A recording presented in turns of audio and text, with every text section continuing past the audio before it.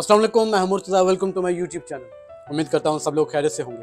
आज हम फिर एक नई इन्फॉर्मेशन के साथ, एक नए वीडियो के साथ आपकी खिदमत में हाजिर होंगे। मैं यकीन से कह सकता हूँ कि ये वीडियो भी हमारी पहली वीडियो की तरह बहुत ज़्यादा सबक आमोज साबित होगी और इस वीडियो को एंड तक लाजमी देखिएगा। आज का हमारा मौजू हम करना ही नहीं चाहते, तो चलो स्टार्ट करते हैं। वो विजय तनवर था, जात का गुज्जर था, पेशा उसका पहलवानी था और गाँव का नाम असूला था। असूला दिल्ली के मज़ाफ़ात में गुज्जर बिरादरी के एक छोटे से गाँव का नाम है। विजय तनवर ने अपने गांव में एक अखाड़ा बनाया और वहां पे नौजवानों को पहलवानी सिखाना शुरू कर। गांव के नौजवान वैसे भी लंबे चौड़े तगड़े और मजबूत काठी के मालिक थे।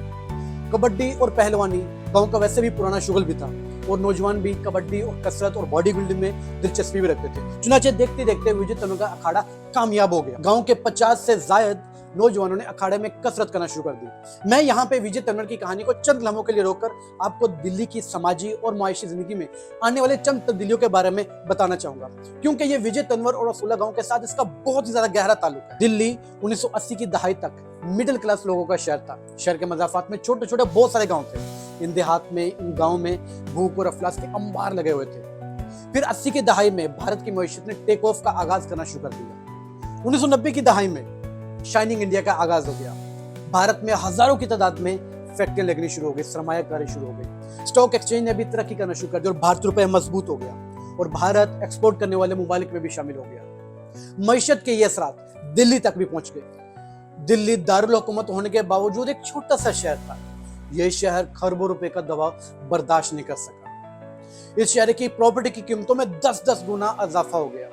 हुकूमत को एहसास हुआ तो उन्होंने शहर के मज़ाफ़ात में 4 बड़े बड़े और जदीद किस्म के शहर आबाद करना शुरू कर दिए। ये शहर इंतहाई खूबसूरत और जदीद किस्म के। ये शहर नाइडो, न्यू नाइडो, गुड़गांव और फरीदाबाद है। ये इंतहाई खूबसूरत शहर 3 रावी सड़कों के जरिए से दिल्ली के साथ जुड़े हुए हैं। ये सारे शहर देहातों में जाकर आबाद हुए और देखते देखते प्रॉपर्टी की कीमतों में इजाफा हो गया और वो लोग जो कभी भी बड़ी मुश्किल से 2 वक्त की रोटी को पूरा किया करते थे, वो देखते देखते 400, 500 करोड़ के मालिक बन गए। शहर में नए नए अरबपति और खरबपतियों की क्लास ने जन्म लिया और इस क्लास के लिए महंगे महंगे रहायशी इलाके बनाए गए। मॉल, सिनेमा हाउसेस, शराब खाने और नाइट क्लब भी। दुनिया जहां पे भी नए करोड़पति और अरबपति जन्म लेते हैं,